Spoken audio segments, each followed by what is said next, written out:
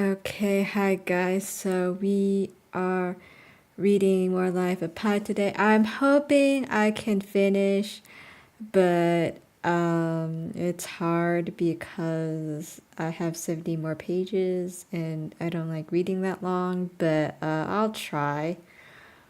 So I'm gonna tweet out that I'm streaming.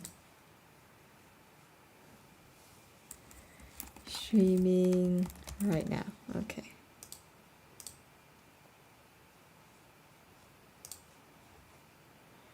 Okay, so yeah. We are going to read. Okay, sorry, I have to move myself. We are going to read My Life of Pi. I ended on chapter 75, which is just one sentence. We're going to move on. I have like 24 chapters left and 70 more pages, so let's get started. Okay. Okay, I'll just start with chapter 75 again because it's just one sentence. On the day when I estimated it was my mother's birthday, I sang happy birthday to her out loud. So, chapter 76. I got into the habit of cleaning up after Richard Parker as soon as I became aware that he had had a bowel movement. I went about getting to it, a risky operation involving nudging his feces my way with the gaff and reaching for them from the tarpaulin. Feces can be infected with parasites. This does not matter with animals in the wild, since they rarely spend any time next to their feces and mostly have a neutral relationship to them. Tree dwellers hardly see them at all, and land animals normally excrete and move on. In the compact territory of a zoo, however, the case is quite different, and to leave feces in an animal's enclosure is to invite reinfection by encouraging the animal to eat them. Animals being gluttons for anything that remotely resembles food, that is why enclosures are cleaned out of concern for the intestinal health of animals, not to spare the eyes and nose of visitors, but of holding the Patel family's reputation for high standards in zookeeping was not my concern in the case at hand. In a matter of weeks, Richard Parker became constipated and his bowel movements came no more than once a month, so my dangerous janitoring was hardly worth it from a sanitary point of view. It was for another reason that I did it. It was because the first time Richard Parker relieved himself in the lifeboat, I noticed that he tried to hide the result. The significance this was not lost on me. To display his feces openly, to flaunt the smell of them, would have been a sign of social dominance. Conversely, to hide them or try to was a sign of deference to me. I could tell that it made him nervous. He stayed low, his head cocked back at his ears, flat to the sides, a quiet, sustained growl coming from him. I proceeded with exceptional alertness and deliberation, not only to preserve my life, but also to give him the right signal.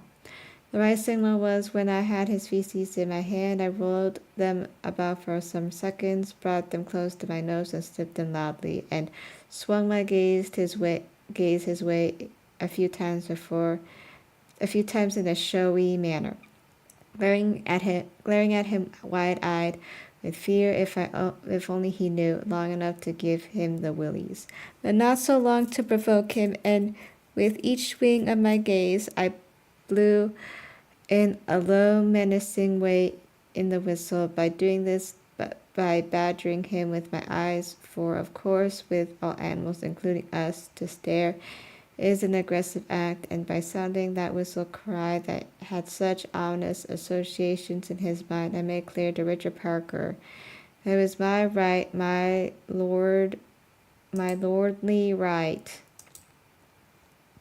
to fondle and sniff his feces if I wanted to. So you see, it was not good zookeeping I was up to, but psychological bullying.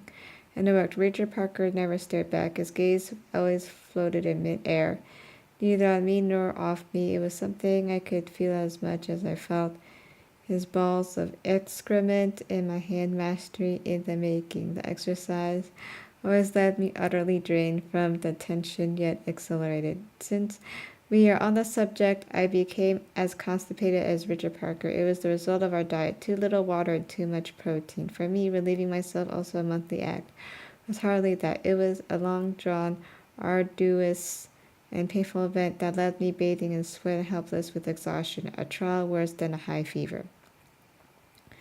Chapter 77. As the cartons of survival rations diminished, I reduced my intake till I was following instructions, exactly holding myself to only 2 biscuits every 8 hours. I was continuously hungry. I thought about food obsessively. The less I had to eat, the larger become the portions I dreamed of.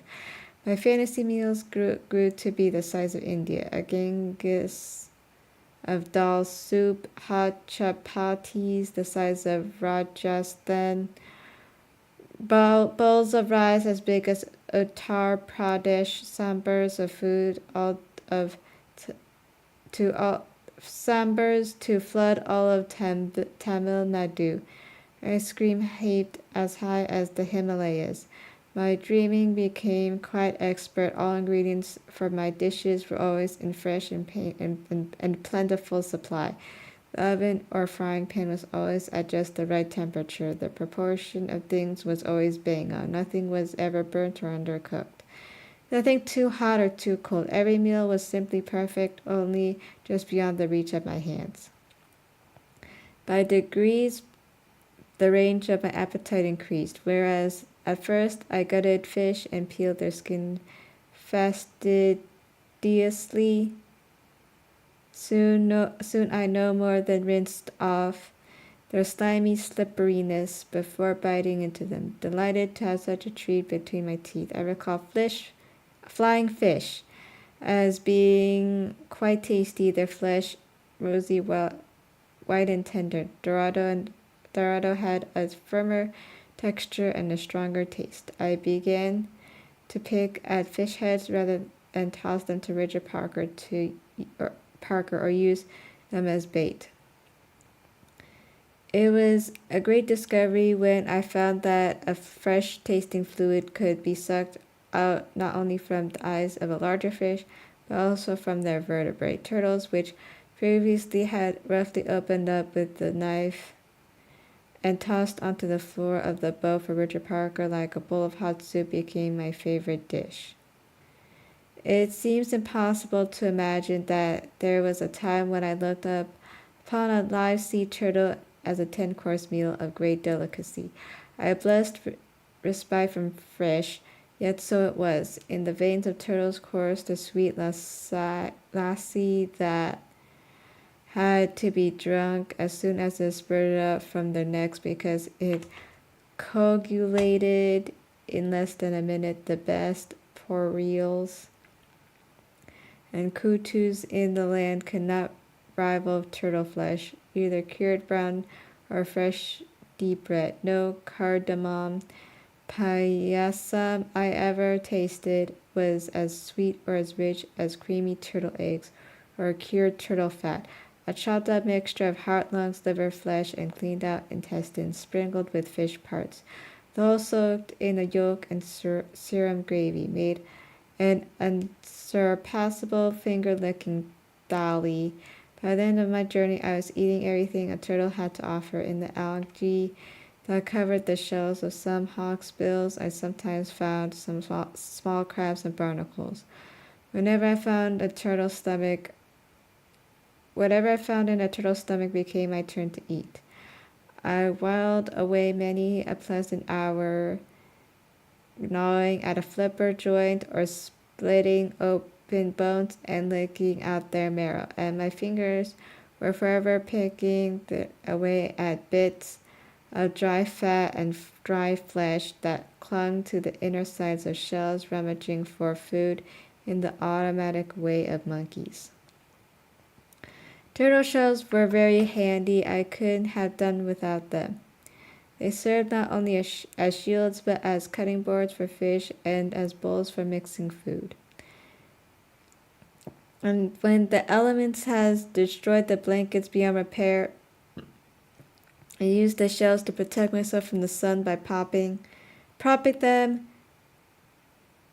against each other and lying beneath them. It was frightening the extent to which a full belly made for a good mood. The one would follow the other measure for measure. So much food and water, so much good mood. It was a terribly fickle existence. I was at the mercy of turtle meat for smiles. By the time the last of the biscuits had disappeared, everything was good to eat, no matter the taste. I could put anything in my mouth, chew it and swallow it, delicious, foul, or plain, so long as it wasn't salty. My body developed a revulsion for salt that I still experience to this day. I tried once to eat Richard Parker's feces. Ew. It happened early on when my system had learned yet to live with hunger and my imagination was still wildly searching for solutions. I delivered fresh solar still water to his bucket not long before, after draining it in one go. He had disappeared below the tarpaulin, and I had returned to attending to some small matter in the locker, as I always did in those early days. I glanced below the tarpaulin every so often to make sure he wasn't up to something. Well, this one time, lo, he was. He was crouched, his back was rounded, and his rear legs were spread. His tail was raised, pushing up against the tarpaulin. The position was telltale. Right away, I had food in mind, no animal hygiene. Not animal hygiene. I decided there was little danger. He was turned the other way, and his head was out of sight. If I respected his peace and quiet, he might not even notice me. I grabbed a bailing cup and stretched my arm forward. My cup arrived in the nick of time. The second it was in position on the base of his tail, Richard Parker's anus descended, and out of it, like a bubblegum balloon, came a black sphere of excrement. I fell into my cup with a clink, and no doubt I will be considered to have abandoned the last vestiges of humanness by those who do not understand the degree of my suffering when I say that it sounded to my ears like the music of 5 rupee coin dropped into a baker's cup. A smile cracked my lips and made them bleed. I felt deep gratitude towards Richard Parker. I pulled back the cup. I took the turd in my fingers. It was very warm, but the smell was not strong. In size, it was like a big ball of gulab jamun, but with none of the softness. In fact, it was hard as a rock. Load a musket with it, and you could have shot a rhino. I returned the ball to the cup and added a little water, covered it, and set it aside. My mouth watered as I waited. When I couldn't stand the wait any longer, I popped the ball into my mouth. I couldn't eat it. The taste was acrid, but he ate poo. Sorry. It wasn't that, it was rather my mouth's conclusion, immediate and obvious. There was nothing to be had here. It was truly waste matter with no nutrients in it. I spat it out and was bitter at the loss of precious water. I took the gaff and went about collecting the rest of Richard Parker's feces and went straight to the fish. After just a few weeks, my body began to deteriorate. My feet and ankles started to swell, and I was finding it very hard to stand. Chapter 78. There were many skies. The sky was invaded by great white clouds, flat on the bottom but round and billowy on top. The sky was completely cloudless, of a blue quite shattering to the senses. The sky was a heavy, suffocating blanket of gray cloud, but without promise of rain. The sky was thinly overcast. The sky was dappled with small, white, fleecy clouds. The sky was streaked with high, thin clouds that looked like a cotton ball stretched apart. The sky was a featureless, milky haze. The sky was a density of dark and blustery rain. Clouds that passed by without delivering rain. The sky was painted with a small number of flat clouds that looked like sandbars. The sky was a mere block to allow a visual effect on the horizon. Sunlight flooding the ocean, the vertical edges between light and shadow perfectly distinct. The sky was a distant black curtain of falling rain. The sky was many clouds at many levels, some thick and opaque, others looking like smoke. The sky was black and spitting rain on my smiling face. The sky was nothing but falling water, a ceaseless deluge that wrinkled and bloated my skin and froze me stiff. There were many seas. The sea roared like a tiger. The sea whispered in your ear like a friend telling you secrets. The sea clanged like small change in a pocket. The sea thundered like avalanches. The sea hissed like sandpaper working on wood. The sea sounded like someone vomiting. The sea was dead silent, and in between the sky and the sea were all the winds, and there were all nights and all the moons. To be a castaway is to be a point perpetually at the center of a circle. However, such things may appear to change. The sea may shift from whisper to rage. The sky may go from fresh blue to blinding white to darkest black. The geometry never changes. Your gaze is always a radius. The circumference is ever great. In fact, the circles multiply. To be a castaway is to be caught in a harrowing ballet of circles.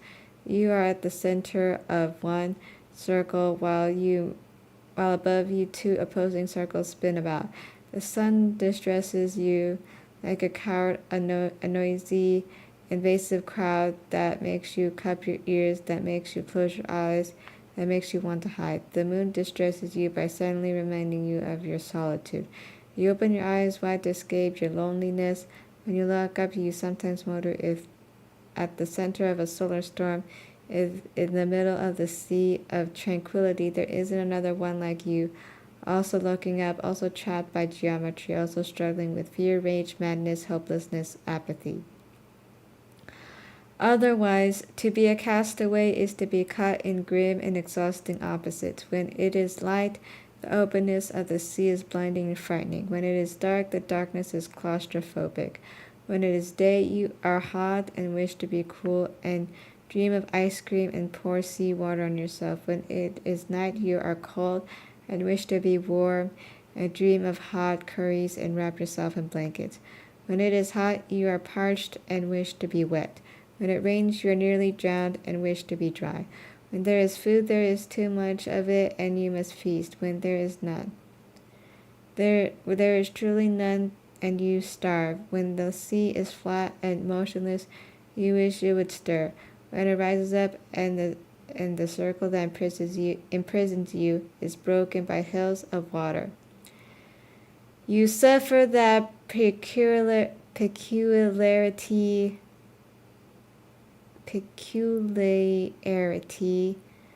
of the high sea, suffocation in open spaces, and you wish the sea would be flat again.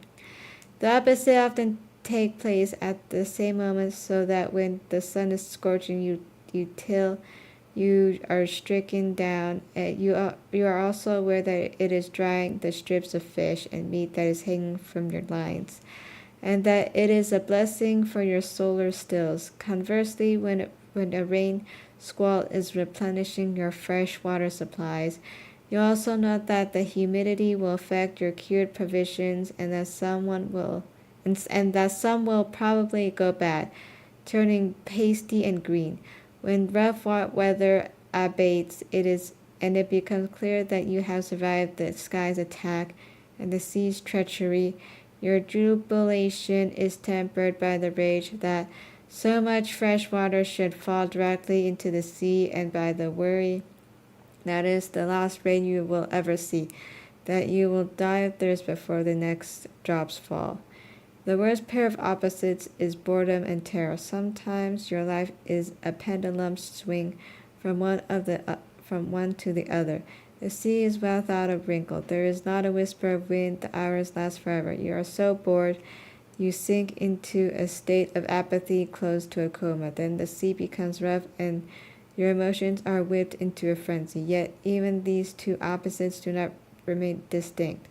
In your boredom there are elements of terror. You break down into tears. You are filled with dread. You scream. You deliberately hurt yourself. And in the grip of terror, the worst storm, yet you feel boredom, a deep weariness with it all. Only death constantly excites your emotions, whether contemplating it with when life is safe and stale, or fleeing it when life is threatened and precious. Life on a boat isn't much of a life. It is like an endgame in chess with few pieces. The elements couldn't be more simple, nor the stakes higher. Physically, it is extraordinarily arduous, and morally, it is killing. You must make adjustments if you want to survive. Much become expendable. You get your happiness when you can. You reach a point when you're at the bottom of hell, yet, but you have your arms crossed and a smile on your face, and you feel you're the luckiest person on earth. Why? Because at your feet you have a tiny dead fish. Chapter 79. There were sharks every day, mainly macos and blue sharks, but also oceanic white tips. I want a tiger shark straight from the blackest of nightmares.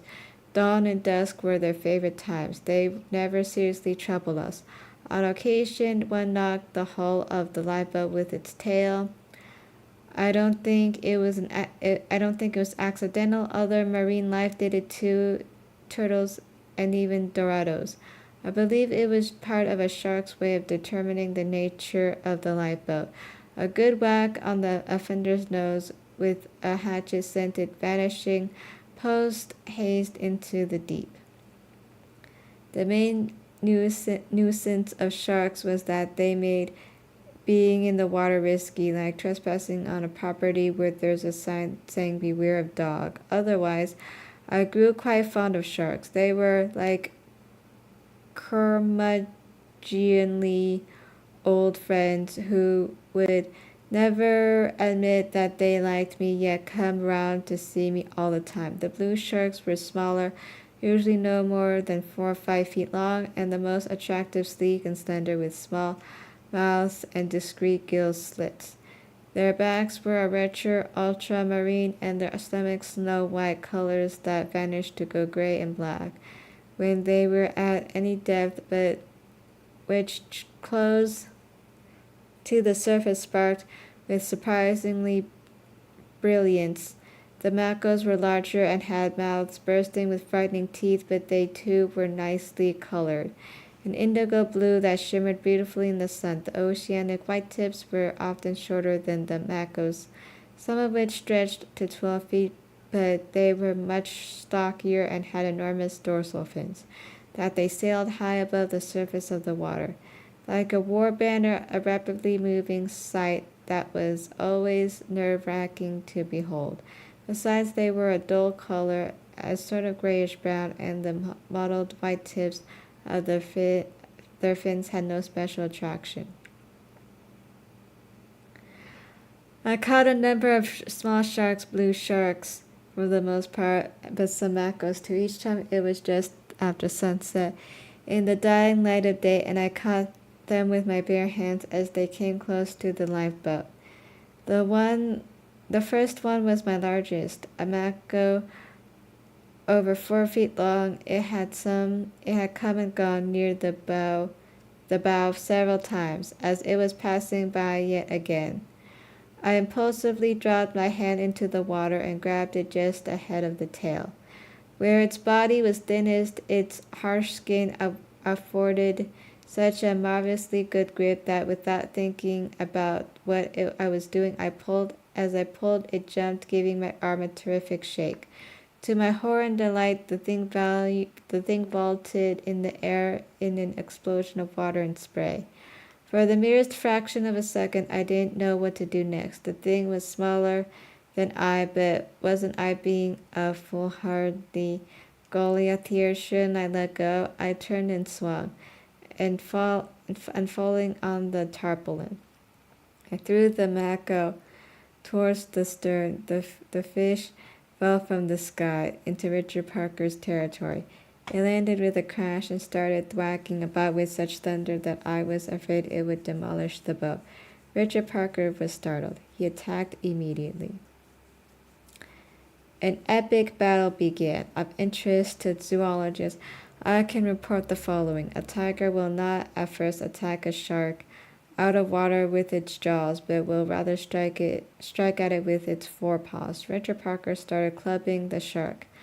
I shuddered at every blow. They were simply terrible. Just one delivered to a human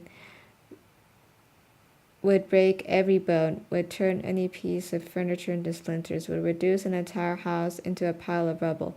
That the mako was not enjoying the treatment was evident from the way it was twisting and turning and beating its tail and reaching with its mouth. Perhaps it was because Richard Parker was not familiar with sharks, had never encountered a predatory fish, whatever the case.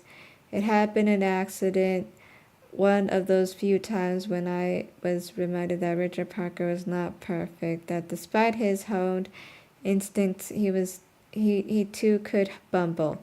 He put his left paw into the mako's mouth. The mako closed its jaws. Immediately, Richard Parker reared onto his back legs. The shark was jerked up, but it wouldn't let go.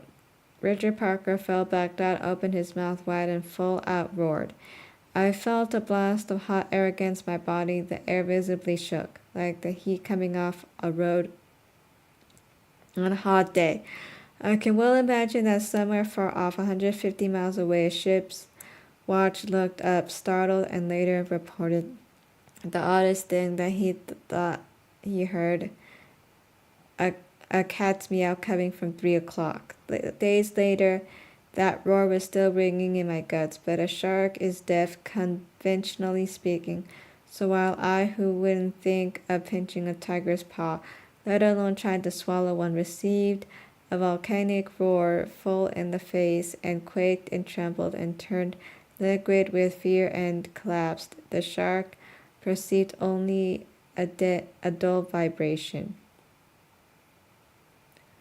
Richard Parker turned and started clawing the shark's head with his free front paw and biting into his jaws, while his rear legs began tearing at its stomach and back. The shark held onto his paw, its only line of defense and attack, and thrashed its tail.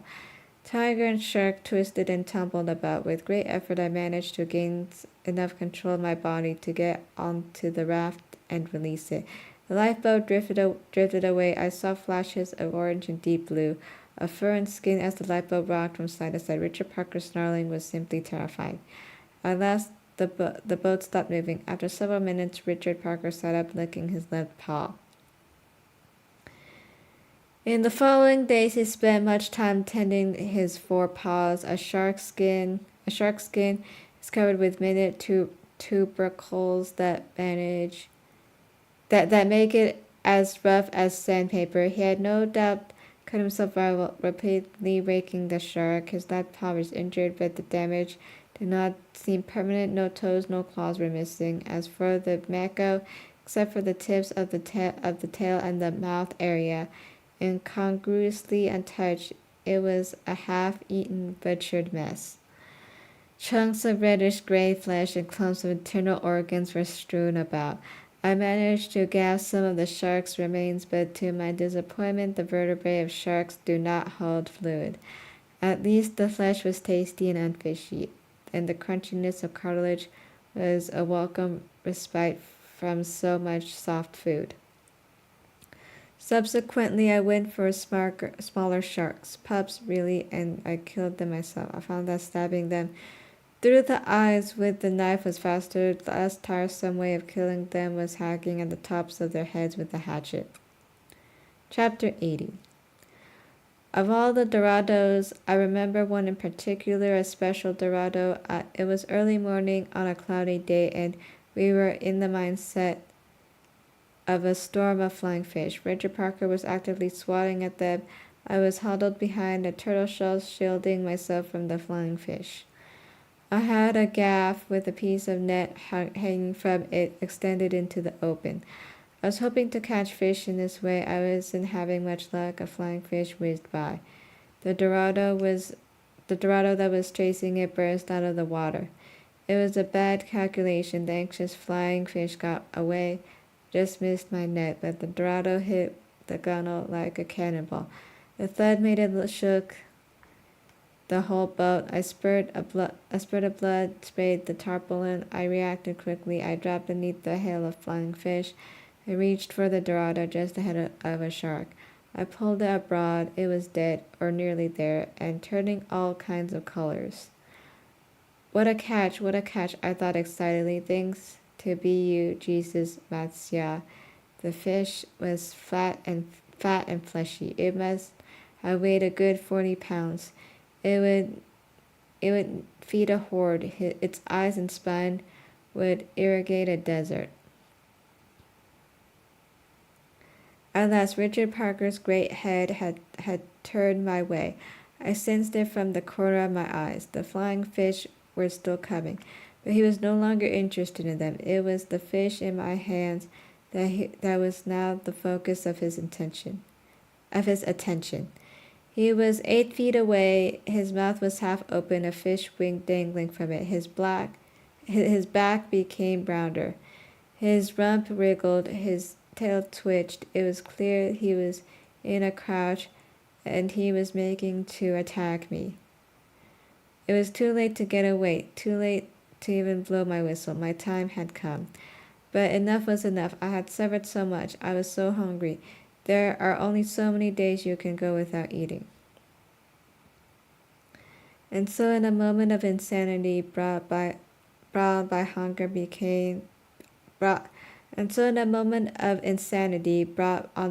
because I was more set on eating than I was on staying alive without any means of defense, naked in every sense of the term, I looked Richard Parker dead in the eye. Suddenly his brute strength meant only moral weakness.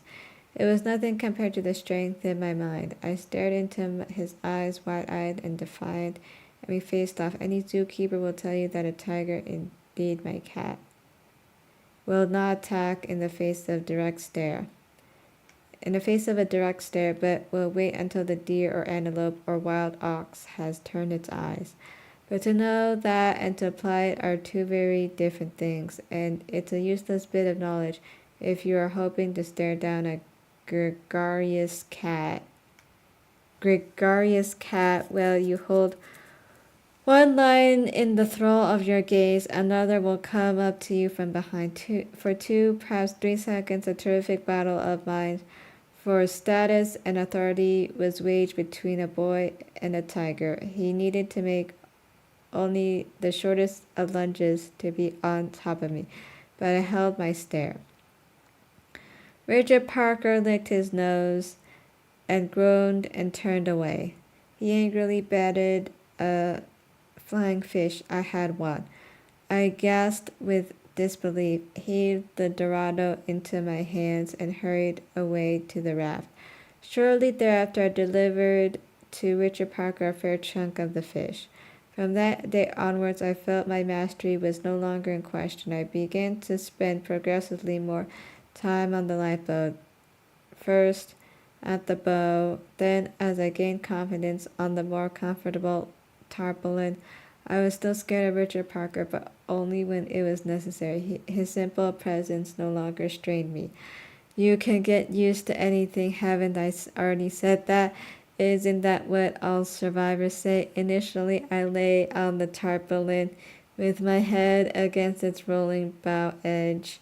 I was raised a little since the ends of the lifeboat were higher than its middle, and so I could keep an eye on Richard Parker. Later on, I turned the other way, with my head resting just above the middle bench. My back to Richard Parker and his territory. In this position, I was further away from the edges of the boat and less exposed to the wind and spray. Chapter 81. I know my survival is hard to believe. When I think back, I can hardly believe it myself. My crude exploitation of Richard Parker's weak sea legs is not only explanation. There is another. I was the source of food and water. Richard Parker had been a zoo animal as long as I could remember, and he was used to sustenance coming to him without his lifting a paw. True, when it rained and the whole boat became a rain catcher, he understood where the water came from, and and when we were hit by a school of flying fish there too, my role was not apparent, but these events did not change the reality of things, which that which was that when he looked beyond the gunwale, he saw no jungle, and he could hunt in, and no river from which he could drink freely.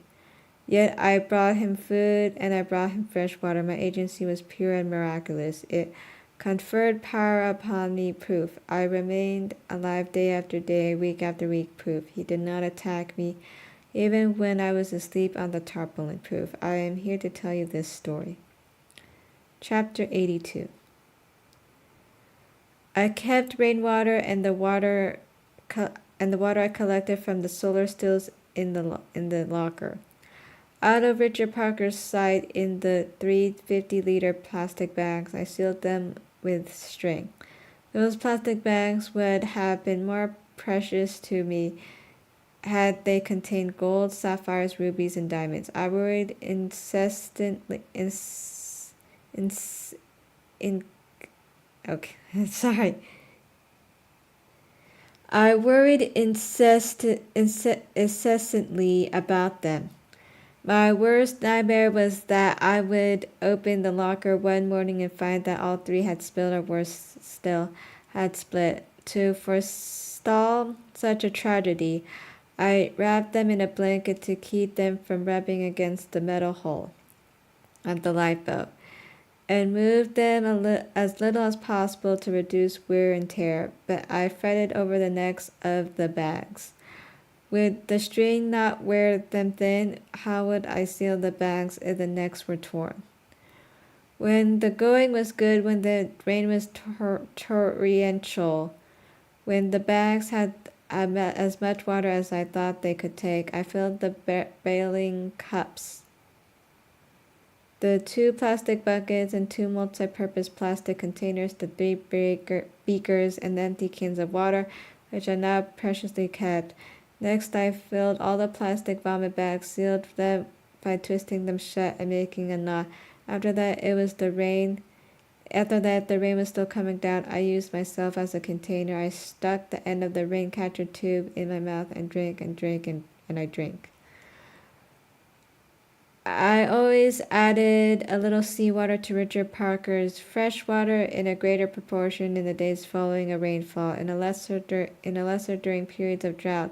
On occasion in the early days, he dipped his head overboard, sniffed the sea, and took a few sips, but quickly he stopped doing it. Still, we barely got by. The scarcity of fresh water was the single most constant source of anxiety and suffering throughout our journey. Of whatever food I caught, Richard Parker took the lion's share, so to speak. I had little choice in the matter.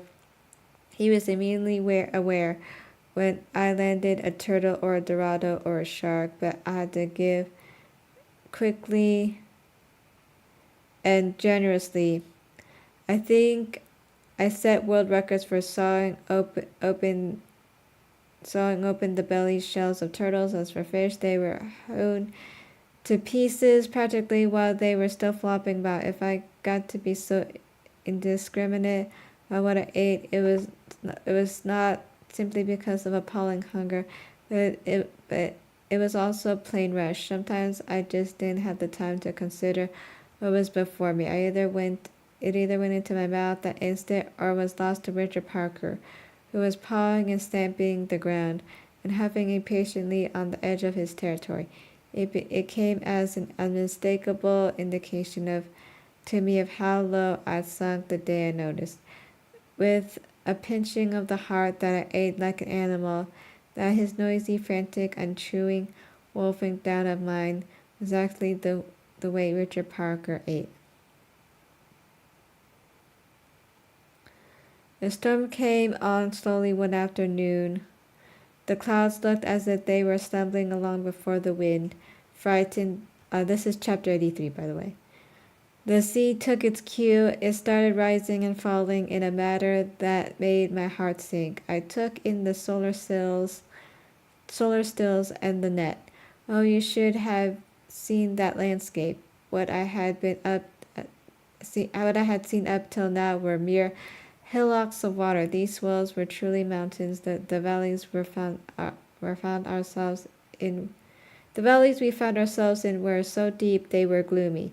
Their sides were so steep the lifeboat started sliding down them, nearly surfing. The raft was getting exceptionally rough treatment, being pulled out of the water and dragged along bouncing every which way. I deployed both sea anchors fully at different lengths so that they would not interfere with each other. Climbing the giant swells, the boat clung to the sea anchors like a mountain climber to a rope. We would rush up until we reached a snow-white crest in a burst of light and foam and the tipping forward of the lifeboat. The view would be clear for miles around, but the mountain would shift and the ground beneath us would start sinking in the most stomach-sickening way. In no time we would be sitting once again at the bottom of a dark valley, different from the last, but the same, with thousands of tons of water hovering above us, and with only our flimsy lightness to save us. The land would move once more, the sea anchor ropes would snap to tautness, and the roller coaster would start again.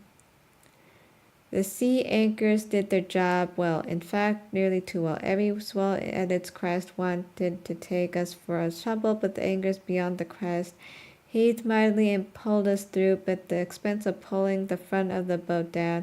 The result was an explosion of foam and spray at the bow. I was soaked through and through each time. Then a swell came up that was particularly intent on taking us along. This time the bow vanished under water. I was shocked and chilled and scared witless. I barely managed to hold down. The boat was swamped. I heard Richard Parker roar. I felt death was upon us. The only choice left to me was death by water or death by animal. I chose death by animal. While we sank down the back of the swell, I jumped onto the tarpaulin and unrolled it towards the stern.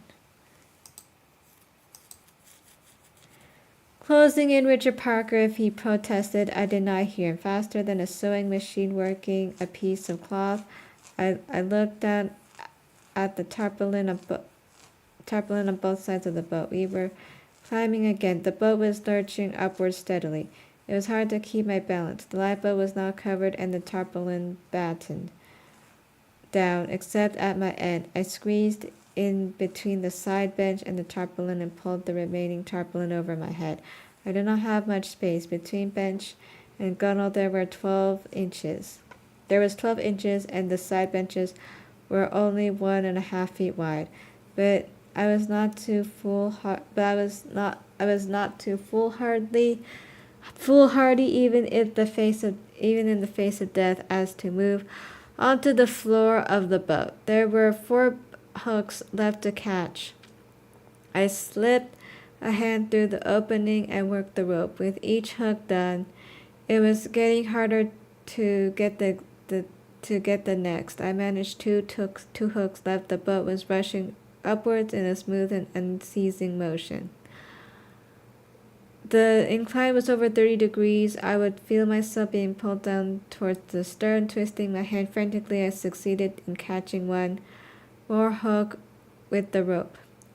It was the best I could do. This was not a job meant to be done from the inside of the lifeboat, but from the outside. I pulled hard on the rope, something made easier by the fact that holding onto it was preventing me from sliding down the length of the boat. The boat was swiftly past the 45-degree incline. We must have been at a 60-degree incline when we reached the summit of the swell that broke through its crest onto the other side. The smallest portion of the swell's supply of water crashed down on us. I felt as if I were being pummeled by a great fist.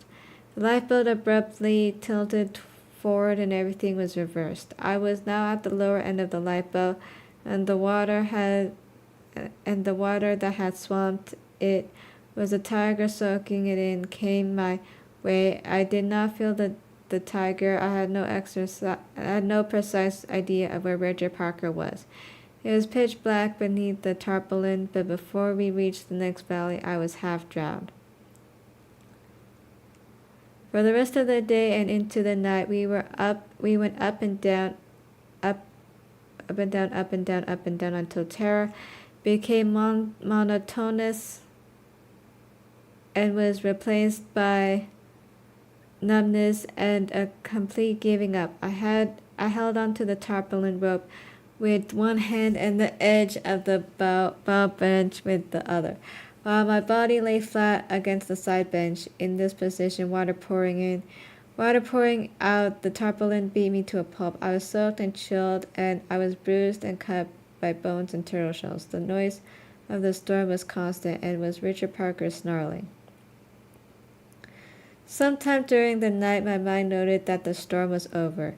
We were bobbing on the sea in a normal way. Through a tear in the tarpaulin, I glimpsed the night sky, starry and cloudless. I undid the tarpaulin and lay on top of it. I noticed the loss of the raft at dawn. All that was left of it were two tied oars and the life jacket between them. They had the same effect on me as the last standing beam of a burnt-down house would have on a householder. I turned and scrutinized every quarter of the horizon. Nothing. My little marine town had vanished. The sea anchors miraculously were not lost. They continued to tug the lifeboat faithfully.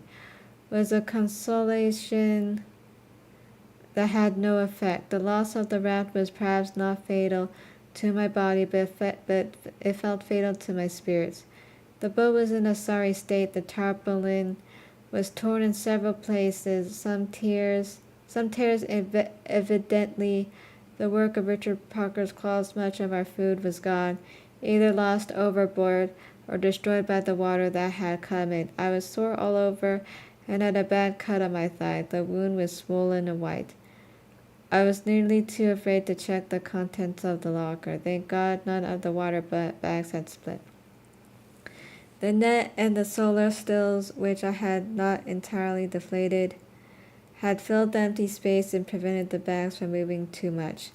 I felt exhausted and depressed. I unhooked the tarpaulin at the stern. Richard Parker was so silent. I wondered whether he had drowned. He hadn't. As I rolled back at the tarpaulin in the middle bench, the daylight came to him. He stirred and growled.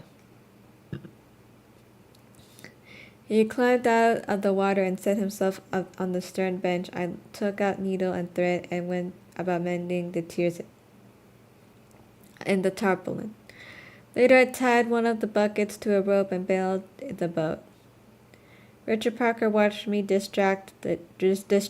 He seemed to find nearly everything I did boring. The day was hot, and I proceeded slowly. One haul brought me something I had lost. I considered it. Cradled in the palm of my hand was all that remained between me and death, the last of the orange whistles. Chapter 84. I was on the tarpaulin, wrapped in a blanket, sleeping and dreaming and awakening and daydreaming and generally passing the time. There was a steady breeze from time to time. Spray was blown off the crest of a wave and wet the boat. Richard Parker had disappeared under the tarpaulin. He liked neither getting wet nor the ups and downs of the boat. But the sky was blue, the air was warm, and the sea was regular in its motion. I awoke because there was a blast. I opened my eyes and saw water in the sky. It crashed down on me. I looked up again. Cloudless blue sky. There was another blast to my left, not as powerful as the first. Richard Parker growled fiercely. More water crashed against me. It had an unpleasant smell. I looked over the edge of the boat. The first thing I saw was a large black object floating in the water. It took me a few seconds to understand what it was. An arcing wrinkle around its edge was my clue. It was an eye. It was a whale. Its eye, the size of my head, was looking directly at me. Richard Parker came up from beneath the tarpaulin. He hissed. I sensed from a slight change in the glint of the whale's eye that it was now looking at Richard Parker. It gazed for 30 seconds or so before gently sinking under. I worried that it might strike us with its tail, but it went straight down and vanished in the dark blue. Its tail was a huge fading round bracket. I believe it was a whale looking for a mate. It must have decided that my size wouldn't do, and besides, I already seemed to have a mate. We saw a number of whales, but none so close up as that first one. I would be alerted to their presence by their spouting. I would emerge a short distance away, sometimes 3 or 4 of them, a short-lived archipelago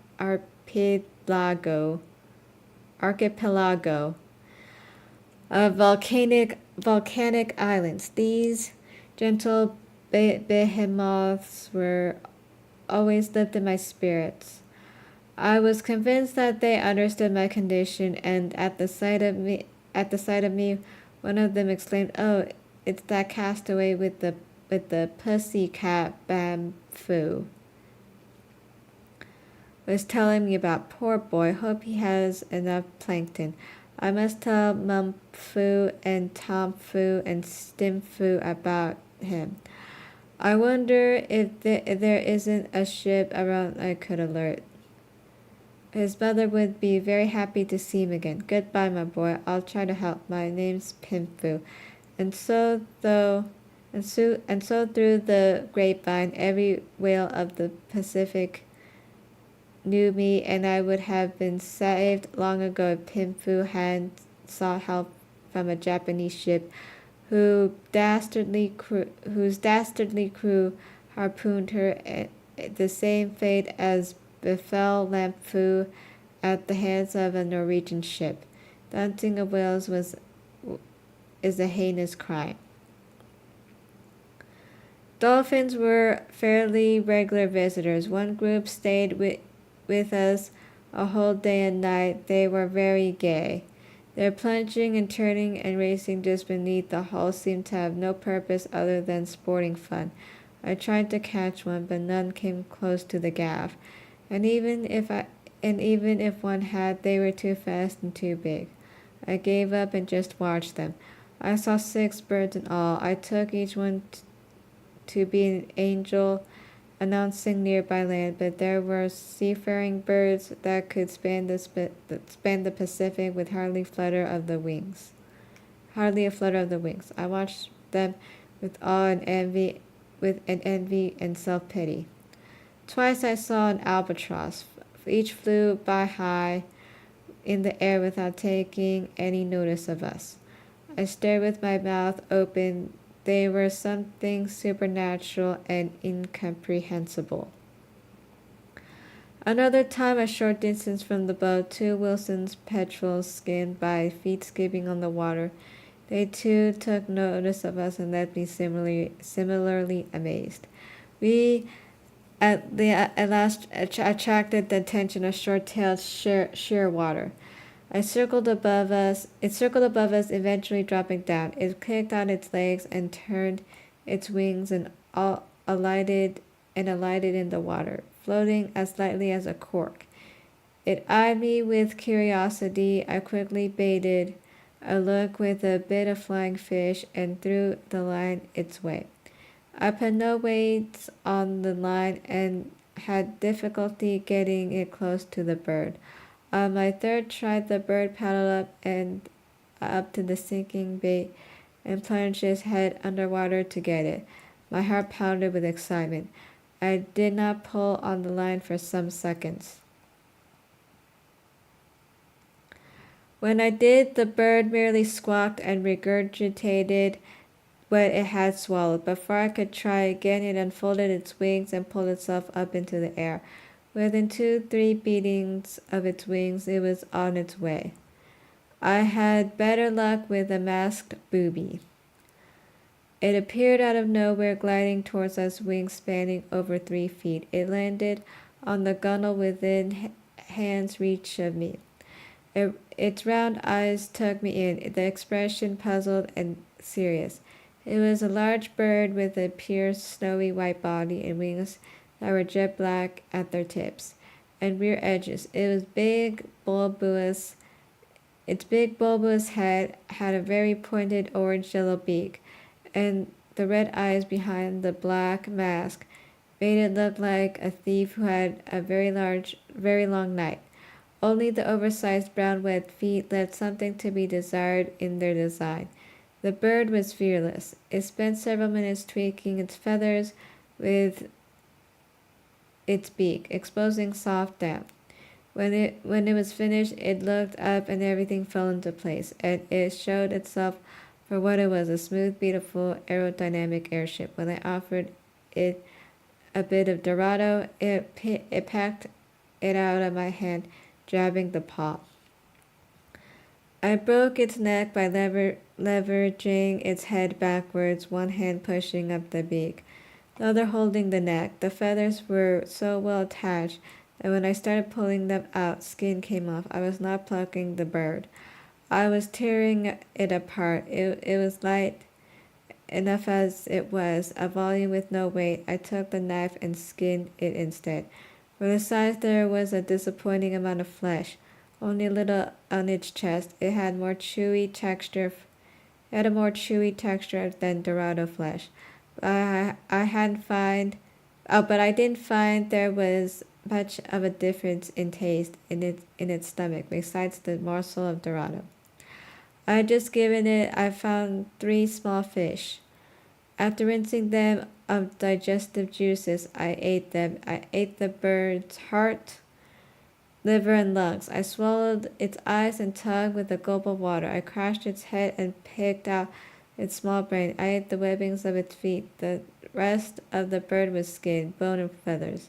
I dropped it beyond the edge of the tarpaulin for Richard Parker, who hadn't seen the bird alive. An orange paw reached out. Days later, feathers and down were still floating up from the den and being blown out to sea. Those that landed in the water were swallowed by fish. None of the birds ever announced land. Chapter 85. Once there was lightning, the sky was so black. Day looked like night. The downpour was heavy. I heard thunder far away. I thought it would stay at that. But a wind came up, throwing the rain this way and that. Right after, a white splinter came crashing down from the sky, puncturing the water with some distance from the light bulb, but the effect was perfectly visible. The water was shot through with what looked like white roots. Briefly, a large celestial tree stood in the ocean.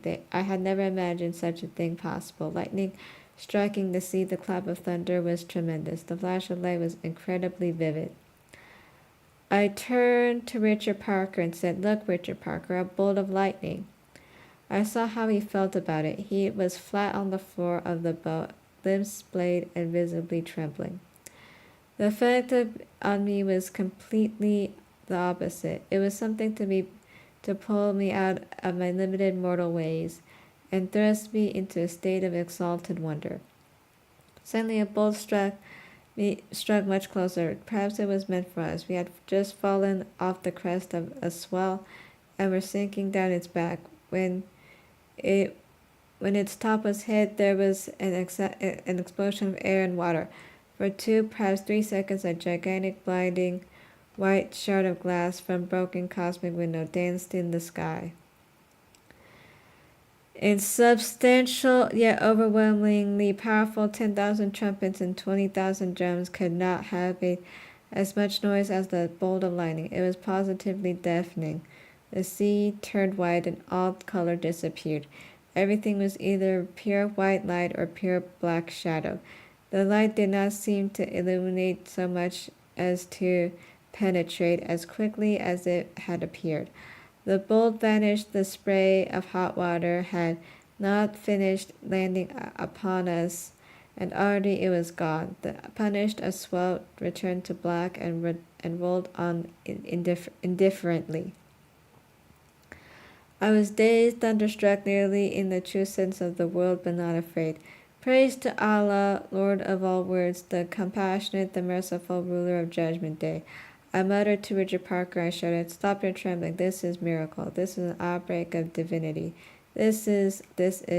I could not find what this is. The thing was so vast and fantastic. I was breathless and wordless. I lay my back on the tarpaulin, arms and legs spread wide, and the rain chilled me to the bone. But I was smiling. I remember that close encounter with electrocution and third-degree burns as one of the few times during my ordeal when I felt genuine happiness. At moments of wonder, it is easy to avoid small thinking, to entertain thoughts that span the universe, that capture both thunder and tinkle, thick and thin, the near and the far. Chapter 86. Richard Parker, a ship. I had the pleasure of shouting that once. I was overwhelmed with happiness. All hurt and frustration fell away, and I positively blazed with joy. We made it. We're saved. Do you understand, Richard Parker? We're saved. Ha ha ha ha. I tried to control my excitement. What if the ship passed too far away to see us? Should I launch a rocket flare? Nonsense. It's coming right toward us, Richard Parker. Oh, thank you, Lord Ganesha. I blessed be you in your manifestation, Allah Brahman. It could miss us. Can there be any happiness greater than the happiness of salvation? The answer, believe me, is no. I got to my feet, and the first time in a long time, I had made such an effort. Is this related to the movie? I guess it is, but it feels kind of weird, like the narrator is just deliriously rambling. Yes, I think it is related to the movie, but I haven't really seen the movie, so I can't really tell you. Oh. Where is my chat?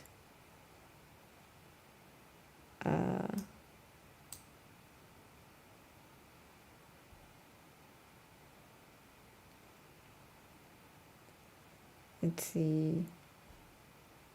Oh, wait. Oh.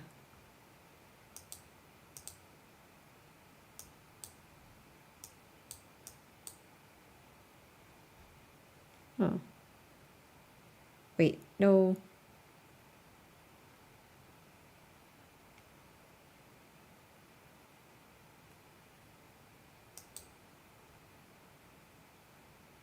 Sorry, guys. I'm just confused. Okay, I'm just gonna close this.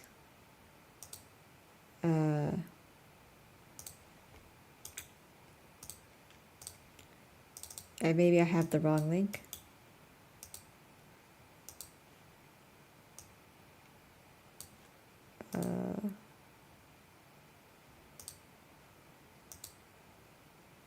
Sorry.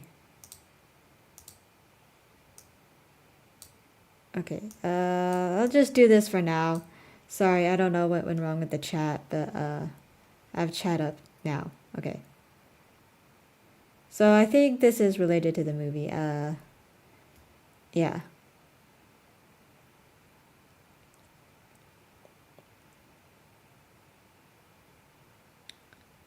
So I will continue reading.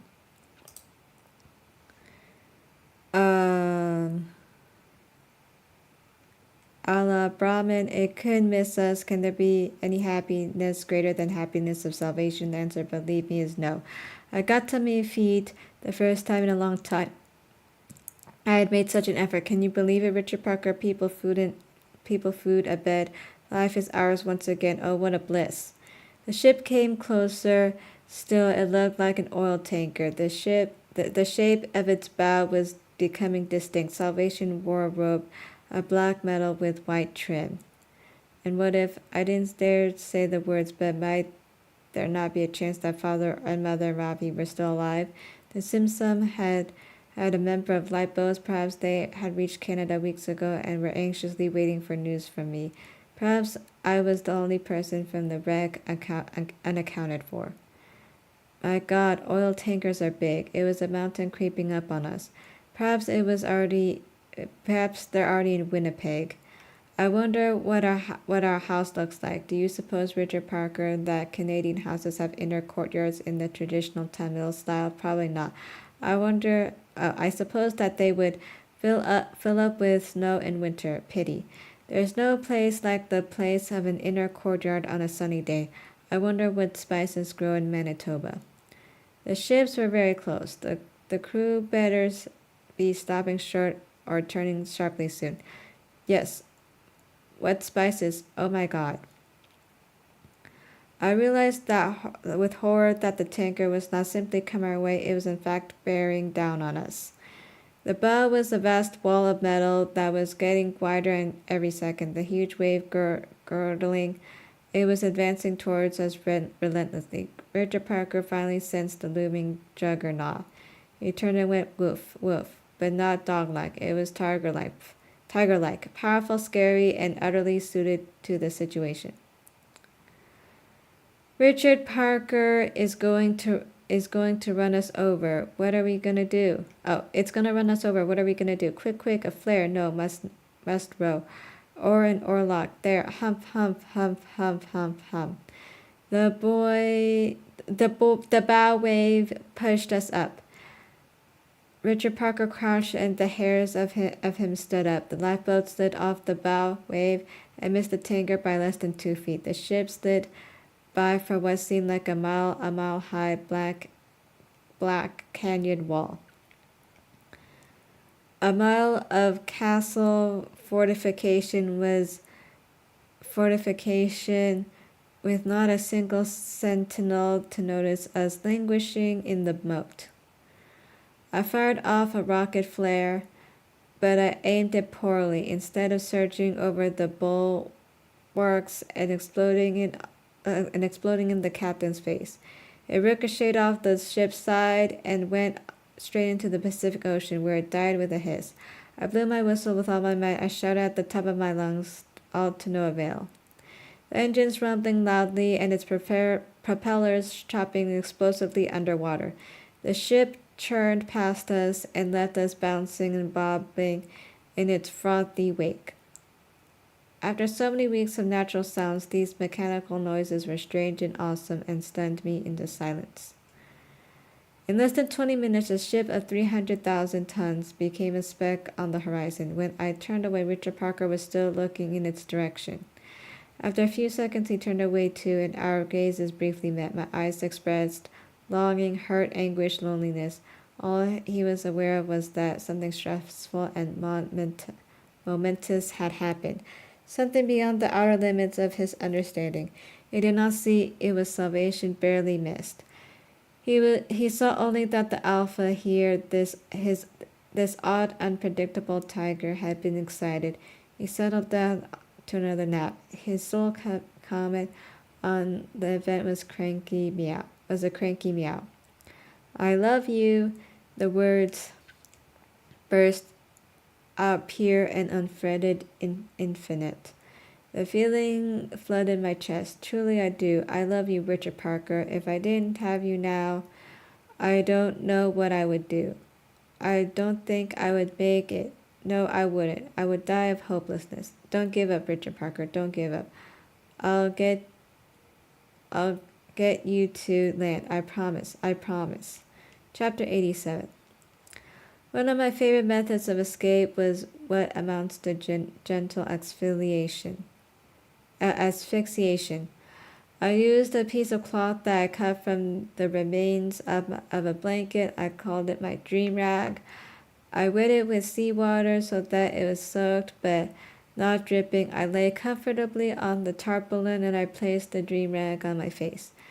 Fitting it to my features, I would fall into a daze not difficult for someone in such an advanced stage of lethargy to explain with, but the dream rag gave a special quality to my days. It must have been the way it restricted my air intake. I would have visited by the most extraordinary dreams, trances, visions, thoughts, sensations, remembrances, and time would be gobbled up when a twitch or a gasp disturbed me and the rag fell away. I'd come to a full consciousness, delighted to find that time had slipped by. The dryness of the rag was part proof, but more than that was the feeling that things were different, that the present moment was different from the previous present moment. Chapter 88. One day we came upon trash. First the water glistened with patches of oil. Coming up soon after was the domestic and industrial waste, mainly plastic refuse in a variety of form and colors, but also pieces of lumber, beer cans, and wine bottles, tatters of cloth, bits of rope, and surrounding it all yellow foam. We advanced into it. I looked to see if there was anything that might be of use to us. I picked out an empty corked wine bottle. The light bulb bumped into a refrigerator that had lost its motor. I floated with its door to the sky. I reached out, grabbed the handle, and lifted the door open. A smell leapt out so pungent and disgusting that it seemed to color the air. Hand to my mouth, I looked in. There were stains, dark juices, a quantity of completely rotten vegetables, milk so curdled and affected it was greenish jelly, and the quartered remains of a dead animal in such an advanced state of a black petrifaction that I putrefaction. I don't know how to pronounce that word, sorry. Ha ha ha. That I couldn't identify it. Judging by its size, I think it was lamb.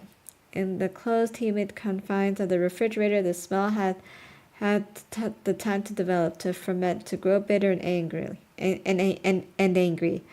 It assaulted my senses with a pent-up rage that made my head reel, my stomach churn, and my legs wobbled. Luckily, the sea quickly filled the horrid hole, and the thing sank beneath the surface. The space left vacant by the departed refrigerator was filled by other trash. We left the trash behind for a moment when the wind came from that direction. I could still smell it. It took the sea a day to wash off the oily smears from the sides of the lifeboat. I put a message in the bottle. Japanese-owned cargo ship Dim Sum flying Panamanian flag sank July 2nd, 1977 in Pacific 4 days out of Manila. I'm in lifeboat. Pi Patel, my name. Have some food, some water, but Bengal tiger is a serious problem. Please advise family in Winnipeg, Canada. Any help? Very much appreciated, thank you. I corked the bottle and covered the cork with a plastic bottle. I tied the plastic to the neck of the bottle with nylon string, knotted it tightly, and launched the bottle into the water. Chapter 89. Okay. Everything suffered, except everything became sun-bleached and weather-beaten. The lifeboat, the raft, until it was lost, the tarpaulin, the stills, the rain catchers, the plastic bags, the lines, the blankets, the net, all became worn, stretched, slack, cracked, dried, rotten, torn, discolored. What was orange became whitish orange. What was smooth became rough. What was rough became smooth. What was sharp became blunt. What was whole became tattered. Rubbing fish skins and turtle fat on things as I did, greasing them a little, made no difference. The salt went on eating everything with its million hungry mouths. As for the sun, it roasted everything. It kept Richard Parker in partial subjugation. It picked skeletons clean and fired them to a gleaming white. It burned off my clothes and would have burned off my skin, dark though it was. I protected it beneath blankets and popped up turtle shells. When the heat was unbearable, I took a bucket and poured seawater on myself. Sometimes the water was so warm, it felt like syrup. The sun also took care of all smells.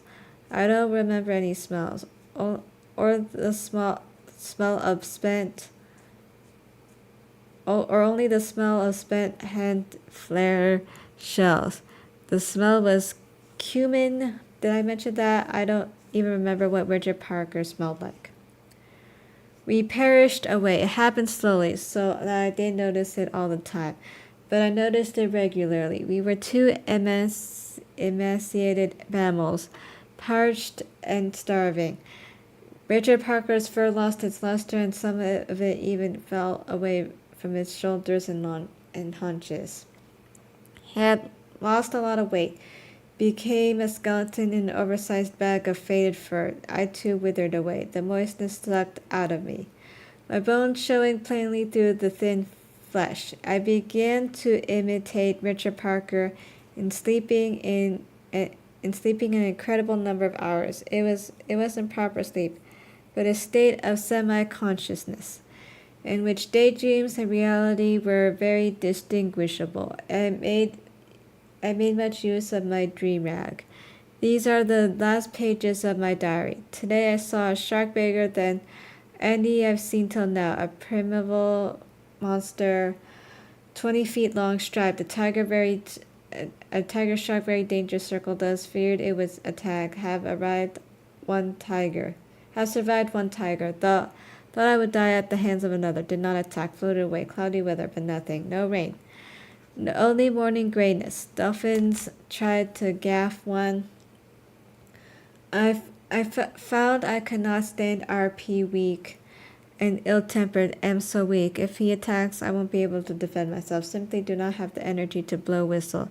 Calming and burning hot days, the sun beating without mercy. Feel my brains are boiling inside my head. Feel horrid. Prostate, body, and soul will die soon. RP breathing but not moving will die too. Will not kill me. Salvation. An hour of heavy, delicious, beautiful rain. Filled mouth, filled bags and cans, filled body till I cannot take another drop. Let myself be soaked to rinse off salt. Crawled over to CRP, not reacting. Body curled, tail flat. Coat clumpy with wetness. Smaller when wet. Bony. Touched him for the first time to see if dead. No, not. Body still warm. Amazing to touch him. Even if the conditioned fur muscular alive touched him and fur shuddered as if I were a gnat. At length, half dead in water stirred. Better to drink than to drown. Better sign still.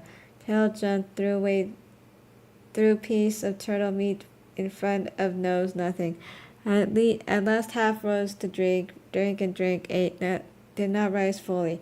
Spent a good hour licking himself all over, slept. It's no use. Today I die. I will die today. I die. This was my last entry. I went from there. Endured, but without noting it. Do you see these invisible spirals of the emergence of the page? I thought I would run out of paper. It was the pens that ran out. I said, Chapter 90. I said, Richard Parker, is something wrong? Have you gone blind? As I waved my hand in his face. Let's see, when does the next chapter start?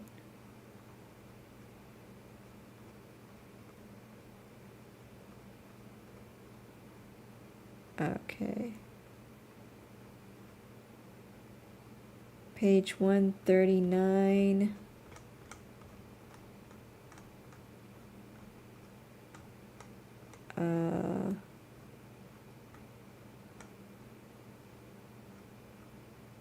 Okay.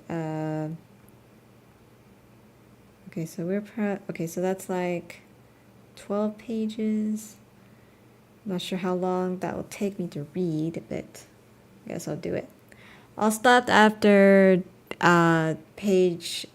chapter 90, so I'll probably start chapter 91 next time. I said, Richard Parker, something wrong? Have you gone blind? As I waved my hand in his face. For a day or two, he had been rubbing his eyes and meowing disconsolately. But I thought nothing of it. Aches and pains were the only part of our diet that were abundant. I caught a dorado. We hadn't eaten anything in 3 days. A turtle had come up to the lifeboat the day before, but I had been too weak to pull it aboard. I cut the fish in 2 halves. Richard Parker was looking my way. I threw him a stare. I expected him to catch it in his mouth smartly. It crashed into his in his blank face. He bent down. After sniffing left and right, he found the fish and began eating it. We were slow eaters now. I peered into his eyes. They were no different from any other day. Perhaps there was a little more discharge in the inner corners, but it was nothing dramatic, certainly not as dramatic as his overall appearance. The ordeal had reduced us to skin and bones. I realized that I had my answer in the very act of looking. I was just staring into his eyes as if I were an eye doctor, while he was looking back vacantly. Only a blind wildcat would fail to react to such a stare. I felt pity for Richard Parker. Our end was approaching. The next day I started feeling a stinging in my eyes. I rubbed and rubbed, and the itch wouldn't go away. The very opposite, it got worse, and unlike Richard Parker, my eyes started to ooze pus. The darkness came, blink as I might. At first it was right in front of me, a black spot in the center of everything. In the center of everything, I spread into a blotch that reached to the edges of my vision. All I saw of the sun the next morning was a crack of light at the top of my left eye, like a small window too high up. By noon everything was pitch black. I clung to life. I was weakly frantic. The heat was infernal. I had so little strength I could no longer stand. My lips were hard and cracked. My mouth was dry and pasty, coated with the gluttonous saliva as foul to taste as it was to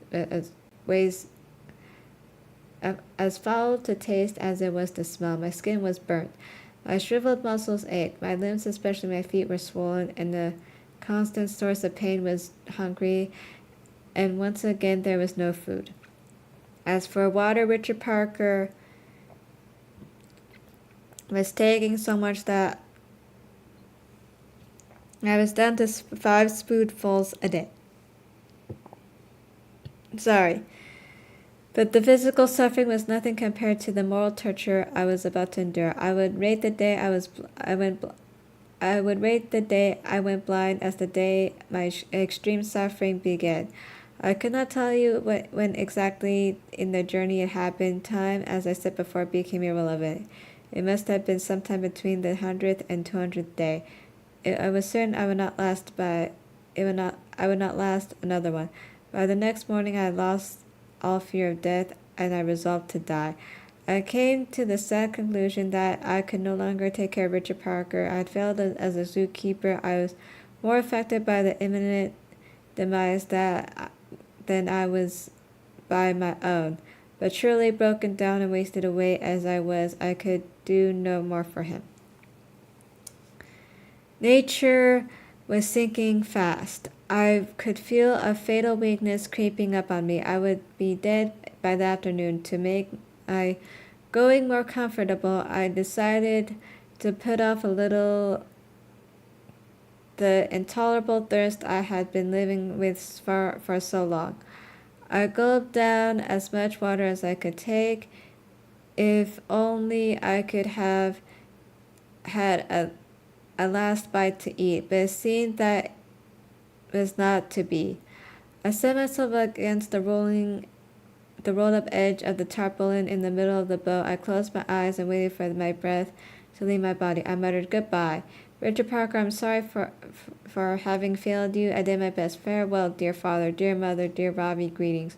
Your loving son and brother is coming to meet you.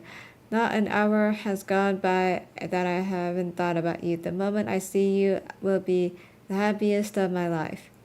And now I have matters in the hands of God, who is love and whom I love." I heard the words, "Is someone there?"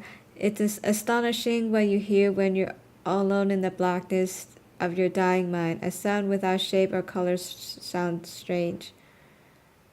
To be blind is to hear otherwise. The words came again. "Is someone here?" I concluded that I had gone mad. Sad but true. Misery loves company, and madness calls it forth. "Is someone there?" came the voice again, insistent. The clarity of my insanity was astonishing. The voice had its very own timbre, with a heavy, weary rasp. I decided to play along. "Of course someone's there," I replied. "There's always someone there. Who could be asking the question otherwise?" I was hoping there there would be someone else.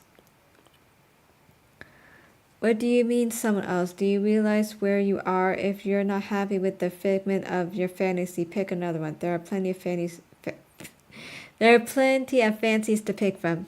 Figment. Would a fig be good? So there's no one here. Shush, I'm dreaming of figs. Figs, do you have a fig? Can I have a piece? I beg you. Only a little piece. I'm starving. I don't have just one fig. I have a whole figment. A whole figment of figs. Oh, please, can I have some? The voice or whatever effect of wind and waves, it was faded. They're plump and heavy and fragrant, I continued. The branches of the tree are bent over.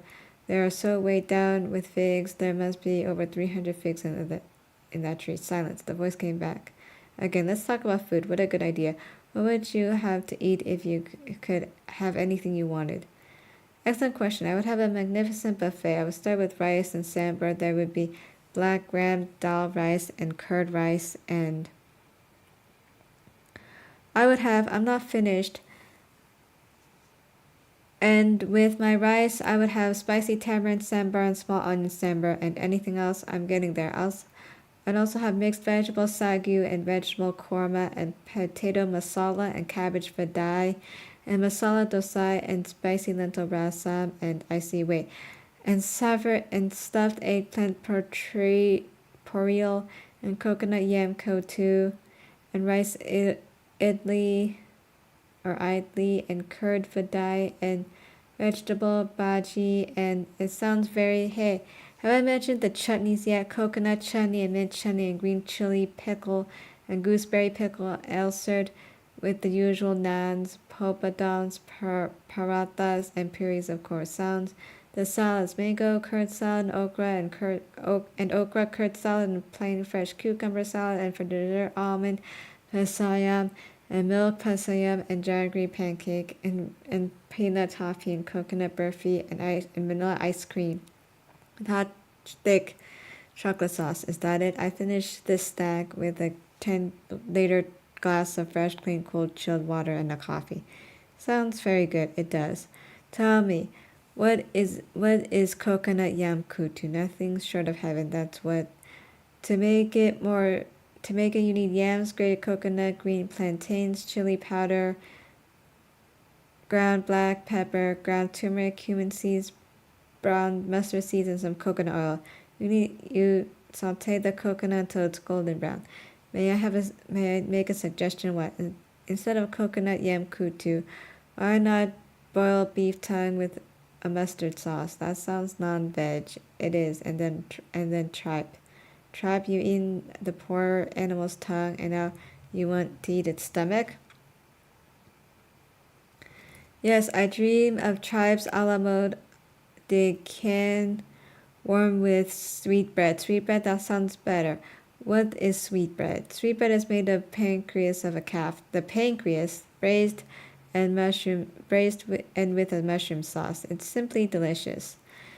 Where were these disgusting sacrilegious recipes coming from? Was I so far gone that I was contemplating sitting upon a cow and her young? What horrible crosswind was I caught in? Had the lifeboat drifted back into the floating trash? What will be the next affront? Cow's brain in a brown butter sauce. Back to the head, are we?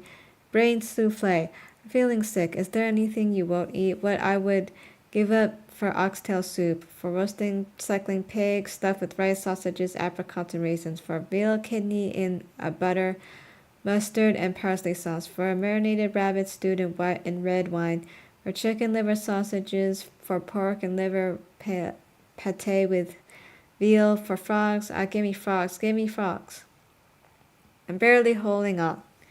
The voice faded. I was trembling with nausea. Madness in my mind was one thing, but it was not fair that it should go to the stomach. I understand suddenly dawned on me. Would you eat bleeding raw beef? I said. Of course, I love tartar steak. Why?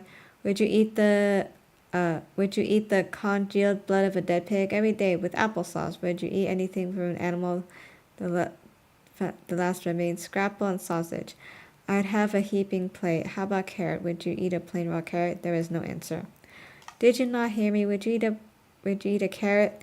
I heard you. To be honest, if I had the choice, I wouldn't. I wouldn't have much of a stomach for that kind of food.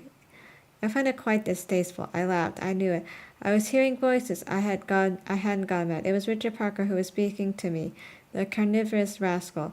All this time together, and he had chosen an hour before we were going to die to pipe up. I was elated to be on speaking terms with the tiger. Immediately, I was filled with a vulgar curiosity, the sort that movie stars suffer from the hands of their fans. I'm curious. Tell me, have you ever killed a man? I doubted it.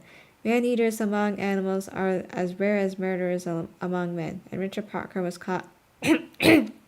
Sorry. Caught while still a cub, but who's to say that his mother, before he nabbed by thirsty, hadn't caught a human being? What a question, replied Richard Parker. Oh my god. Seems reasonable. Sorry, like, I keep thinking of Peter Parker, Spider-Man, but yeah. What a question, replied Richard Parker. Seems reasonable. It does? Yes. Why? You have you have the reputation that you have. I do, of course. Are you blind to that fact? I am. Well, let me make clear of what you evidently can see. You have that reputation. Have you ever killed a man? Silence. Well, answer me yes. Oh, sends me shivers down my spine. How many? Two. You've killed two men? No. A man and a woman. At the same time? No. The man first, the woman second. You monster. I bet you thought it was great fun. You must have found their cries and their struggles quite entertaining. Not really. Were they good? Were they good? Yes. Don't be so obtuse. Did they taste good? No, they didn't taste good. I thought so. I've heard an acquired taste for animals. So why did you kill them? Need. The need of a monster. Any regrets? It was them or me. That is need expressed in all its immoral simplicity. But any regrets now? It was the doing of a moment. It was circumstance. Instinct. It's called instinct. Still answer the question. Any regrets? No, I don't think about it. The very definition of an animal. That's all you are. And what are you, a human being? I'll have you know. What boastful pride. It's the plain truth. So you would throw the first stone, would you? Have you ever had uthapam? No, I haven't. But tell me what's uthapam. It's so good. Sounds delicious. Tell me more. Uthapam is often made from leftover batter, but rarely has a culinary afterthought been so memorable. I can already taste it. I fell asleep, or rather into a state of dying delirium. Or the delirium.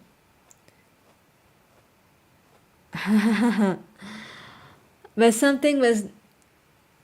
uh,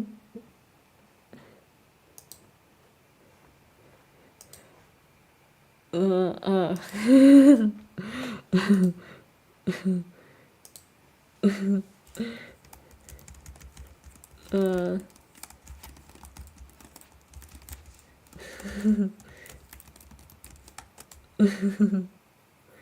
uh,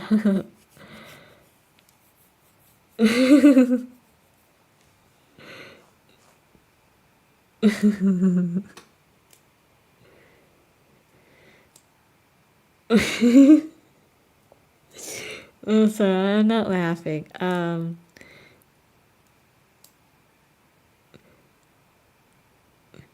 But yeah.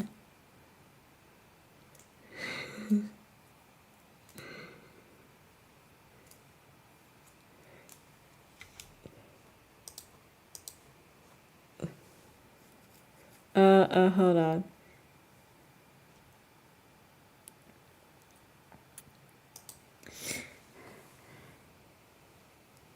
Uh, but something was niggling at me. I couldn't say what. Whatever it was disturbing my dying. I knew what it was that was bothering me. Excuse me, yes, came Richard Parker's voice faintly. Why do you have an accent? I don't. It is you who has the accent. I know I don't. You pronounce the Z. I pronounce Z as it should be. You speak with warm mumbles in your mouth. Sorry.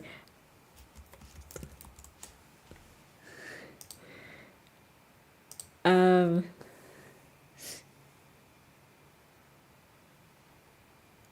You speak with warm marbles in your mouth. You have an Indian accent. You speak as if your tongue was a song English words were made out of wood. You have a French accent.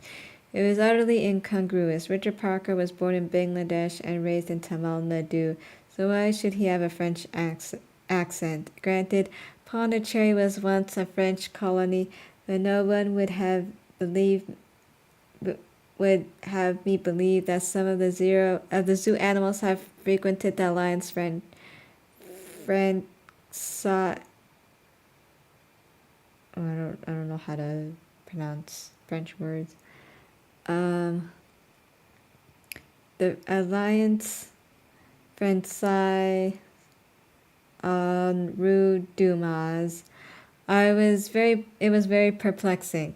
I fell into a fog again. I woke up with a gasp. Someone was there. The voice coming to my ears was neither a wind with an accent nor an animal speaking up. It was someone else. My heart beat fiercely, making one last go at pushing some blood through my worn-out system. My mind made a final attempt at being lucid.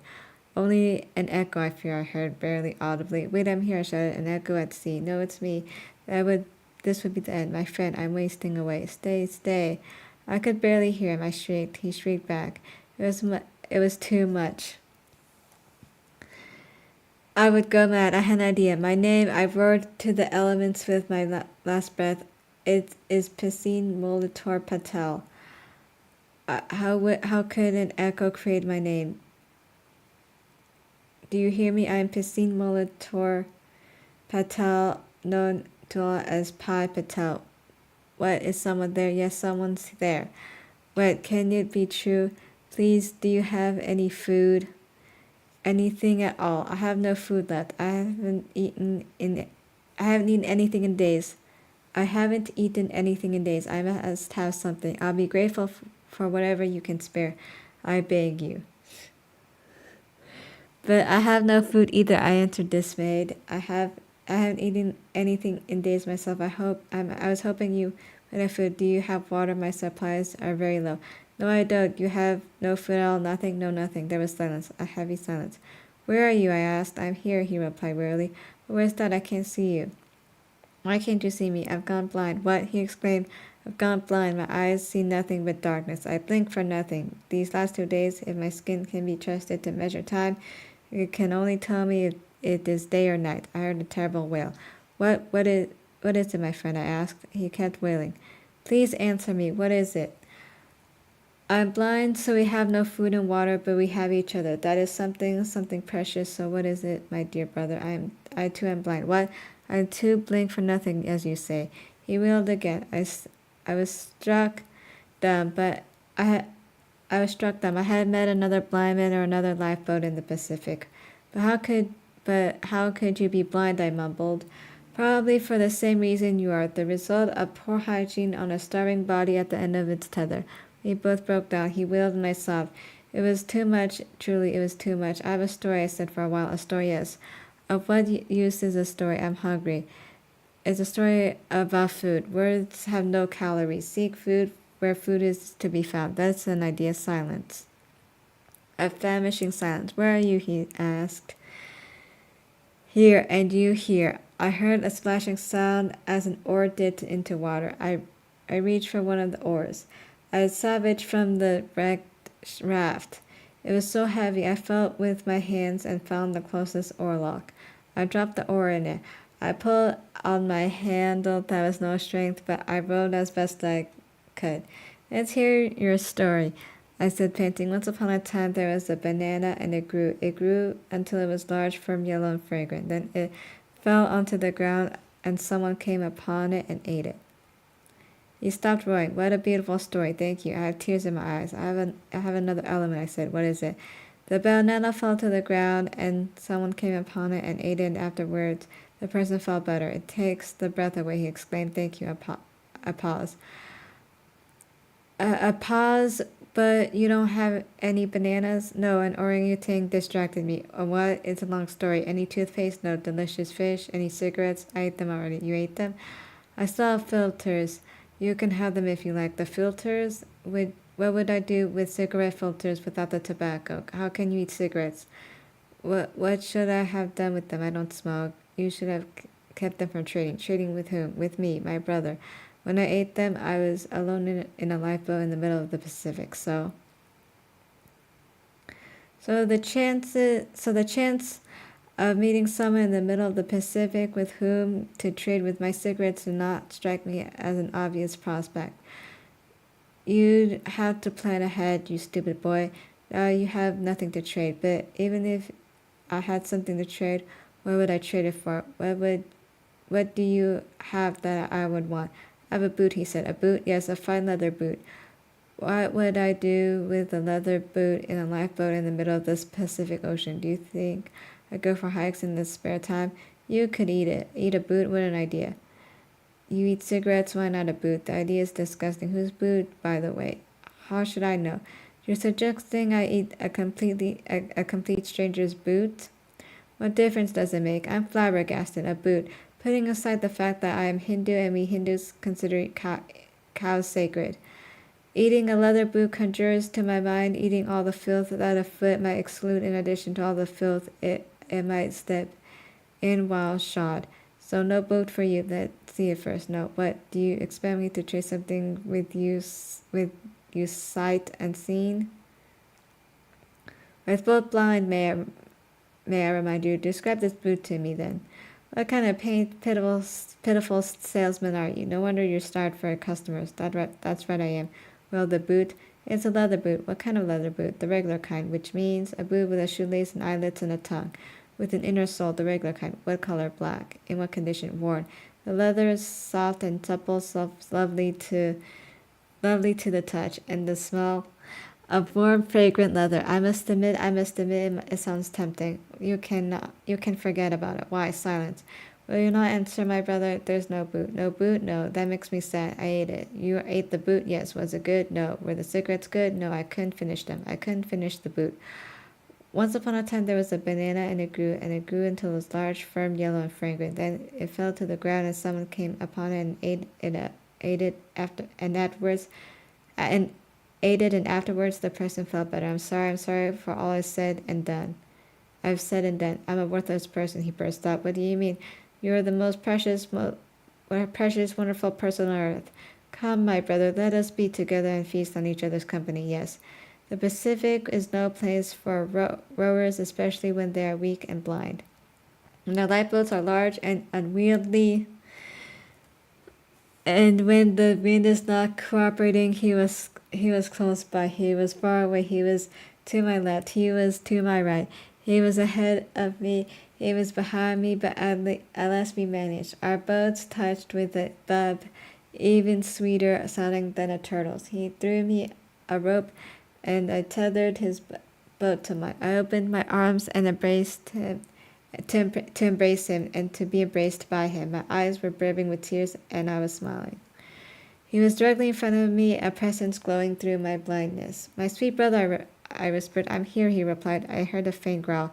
Brother, there's something I forgot to mention. He landed upon me heavily. We fell half onto the tarpaulin, half onto the middle beach. His hands reached for my throat. Brother, I gasped through the overeager embrace. My heart is with you, but I must urgently suggest we repair to another part of my humble ship. Repair to another part of my humble ship. You're damn right your heart is with me, he said, and your liver and your flesh. I could believe him moving off the tarpaulin onto the metal bench and fatally bringing my foot down to the floor of my boat. Oh, no, my brother, don't. We're not. I tried to hold him back. Alas, it was too late. Before I could say the words alone, I was alone again. I heard the merest clicking of claws against the bottom of the boat, no more than the sound of a pair of spectacles falling to the ground. The next moment, my dear brother shrieked in my face like I'd never heard a man shriek before. He let go of me. This was the terrible cost of Richard Parker. He gave me a life of my own, but at the expense of taking one, he ripped the flesh off the man's frame and cracked his bones. The smell of blood filled my nose. Something in me died that has never come back to life. Okay, so I will. Oh wait, this chapter is short. Okay, I'll read chapter 91. Chapter 91. I climbed aboard my brother's boat. With my hands I explored it. I found he had lied to me. He had a little turtle meat, a dorado head, and even a supreme treat, some biscuit crumbs, and he had water. It all went into my mouth. I returned to my boat and released his, crying as I had done with my eyes some good. The small window at the top left of my vision opened a crack. I rinsed my eyes with seawater. With every rinsing, the window opened further. My vision came back within 2 days. I saw a vision that had nearly wished I had remained blind. His butchered, dismembered body lay on the floor of the boat. Richard Parker had amply supped on him, including on his face. That was that so that I never saw who my brother was. His eviscerated torso with his broken ribs curved up like the frame of a ship looked like a miniature version of the lifeboat. Such was its blood-drenched and horrifying state. I will confess that I caught one of his arms with the gaff and used his flesh as bait. I will further confess that, driven by the extremity of my need and the menace to which it pushed me, I ate some of his flesh. I mean, small pieces, little strips that I meant for the gaff's hook that, when dried by the sun, looked like ordinary animal flesh. They slipped into my mouth nearly unnoticed. You must understand my suffering was unremitting, and he was already dead.